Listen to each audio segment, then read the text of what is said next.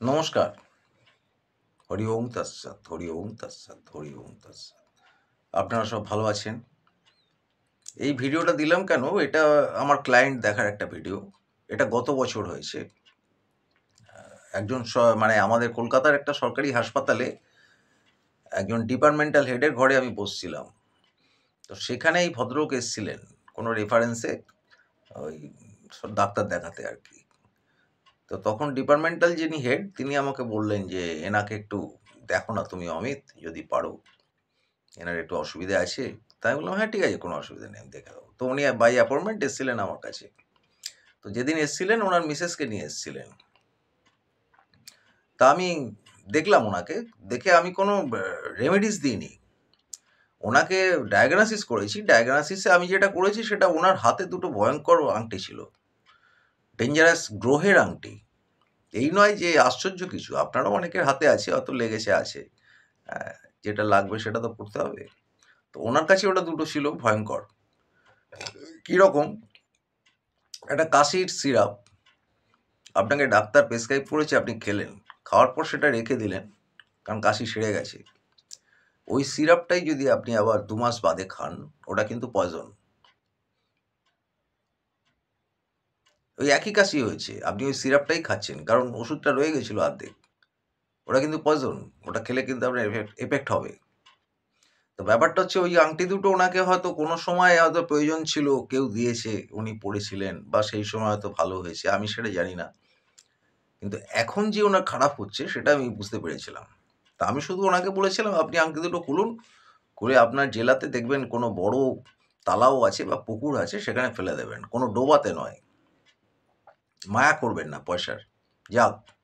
আর ওইটাই আপনাকে খাচ্ছে কিন্তু। আপনি যা প্রবলেম আসছে এই আংটি দুটো থেকে। তো উনি অবাক হয়ে গেলেন যে আমি এমন একজনের কাছে এলাম যে আমাকে কোনো অ্যাপারটাস দিল না। না মাদুলি, না কবচ, না পাথর, না কিছু। তা আমাকে বলল, "আমার এমনি কিছু কি লাগবে বা কিছু আ করতে হবে কোনো ক্রিয়া বা কিছু?" আমি কিচ্ছু করতে হবে না। আপনি আংটি দুটো ফেলুন মায়া ত্যাগ করে। বাড়িতে রাখবেন না, তাহলে কিন্তু আমি বাঁচাতে পারব না আপনাকে। হাতেও থাকবে না, বাড়িতেও থাকবে না, বউয়ের কাছেও থাকবে না, কোথাও থাকবে না। আপনার বাড়ির ত্রিসীমানায় যেন আংটিগুলো না থাকে। আপনি হাত থেকে খুলবেন আর পুকুরে ফেলবেন, যদি বাঁচতে চান। আর আপনার এই আংটি ফেলার ৭ দিন থেকে ১ মাসের মধ্যে আপনি বুঝতে পারবেন যে আপনার ঘুরছে গ্রহটা এবং আপনার ভালো হবে। যদি ভালো না হয় তাহলে ১ মাস বাদে আমাকে ফোন করবেন। নেক্সট মান্থে আপনি ফোন করবেন আমাকে। যে, "দাদা, আংটি খোলার পরও আমার ভালো হয়নি, একই যাচ্ছে।" তো উনি ফোন করেছিলেন। করে বললেন যে, "না দাদা, আমি ভালো আছি।" তো এবার ব্যাপার হলো উনি এসছেন আমার কাছে মিসেসকে নিয়ে যখন এলেন। তা আমি আমাকে বলছেন, "আপনার যা রেমুনারেশন আমি খবর নিয়েছি সেটা আমি দিচ্ছি আপনাকে।" তা আমি বললাম, "না, আপনি আমার যে রেমুনারেশন আছে, আমার যে দক্ষিণা সেটা আপনি হাফ দেবেন 50%।" তো বলল, "না, আমি 100% দিতে আমার কোনো অসুবিধে নেই এবং আপনি নিন, এটা কোনো অসুবিধে নেই। আমার প্রবলেম নেই, মানিটারি প্রবলেম নেই।" না, মানিটারি প্রবলেম নেই, কিন্তু আমার প্রবলেম আছে নিতে। আপনার দিতে প্রবলেম নেই, আমার নিতে প্রবলেম আছে। কারণ আপনি যে রেফারেন্স এ এসছেন, তিনি আমার কাছে শ্রদ্ধেয়। তো তার একটা সম্মানের ব্যাপার আছে। আমি পুরোটা নেব না। তো যাই হোক, উনি আ অনেকটা ইতস্তত করে আমাকে হাফই দিলেন, 50% দিলেন। তো উনি খুব প্লিজড যে এরকম চিকিৎসা উনি দেখেননি। তা ওঠার সময় আমাকে বলছেন, উনার বউ এসছিলেন, খুব ভালো মিশুকে মহিলা। তো ওঠার সময় আমাকে বলছেন যে, "আমি যাচ্ছি। আর আমি তো সরকারি আ অফিসার।" আমি বললাম, "হ্যাঁ, আপনি সরকারি চাকরি করেন, এটা আমি বুঝতে পেরেছি। এবার বলুন।" বলল, "আমি" একটা জেলার নাম বলল। বলল, "ওই জেলার আমি ডিএসপি।" আমি বললাম, "তাই নাকি? বাহ! খুব ভালো।" তা বলল, "আমি ওই আপনার ওখানে দেখা হলো। উনি বললেন আমাকে যে অমিত দাকে দেখান, আপনার সমস্যা খানিকটা কমবে।" আমি, "ভালো কথা।" তা কমেছে। এবার ব্যাপার হচ্ছে উনি খুব ভালো আছেন। আমাকে ফোন করেছিলেন। প্রায় ১.৫ মাস বাদে উনি ফোন করেছিলেন দেখিয়ে যাওয়ার পর। তো বললেন যে, "আমি ভালো আছি, খুব ভালো আছি দাদা।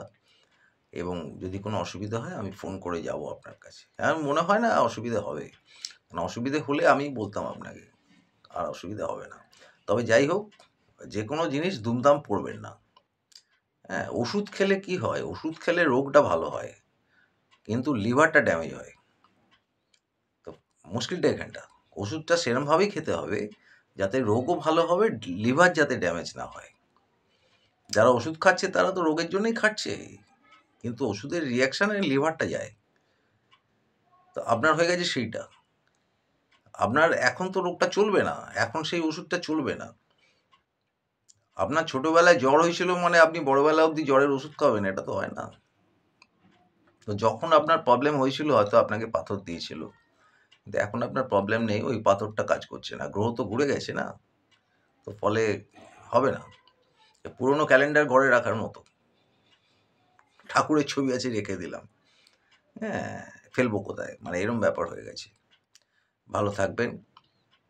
আর আমার কাছে আসলে ভাই কেন আসছেন, কী জন্যে আসছেন, কী করেছেন, আপনার ভাবনা চিন্তার সঙ্গে আপনার কর্ম মিল আছে কিনা, এগুলো কিন্তু আগে আমি দেখাই যে ভাই তুমি কি ভাবছিলে আর কি করেছো আর কেন এসছো, এই তিনটে আগে দেখো, তারপরে আমার সঙ্গে কথা শুরু হবে।